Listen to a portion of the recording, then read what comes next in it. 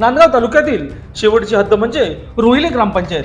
येथील कर्मचारी बाबासाहेब अर्बुद व अनिल अर्बुद यांनी अतिक्रमण करून एक प्रकारे हम करे सो कायदा याप्रमाणे गेली 8 वर्षे उलटून गेली तरी नांदगाव पंचायत समितीचे ढिसाळ प्रशासनाने कोणत्याही प्रकारची कारवाई केलेली नाही. यांच्या निष्काळजीपणामुळे एक दलित पत्रकार वारंवार निवेदन उपोषण करूनही न्याय मिळत नाही. ही एक निंदनीय बाब असून चोपलेल्या प्रशासनाला कधी जाग येईल? नांदगाव तालुक्यातील प्रशासनाचा अंगी मुजरपणा आला कसा? पंचायत समितीचे गट विकास अधिकारी गांधारीच्या भूमिकेत दिसत आहे. याचा नक्की अर्थ काय घ्यावा? नक्की तालुक्यात चाललंय तरी काय? साकोरा येथील तलाठी गजानन नने व नांदगाव मंडळ अधिकारी गोविंद काळे यांनी राजरोसपणे खुल्या आर्थिक लाभापोटी खोटे वारस लावून मलिदा लादला आहे. शेतकरी नसताना शेती घेण्यात परवानगी देण्यात आली. नांदगाव दुय्यम निबंधक योगेश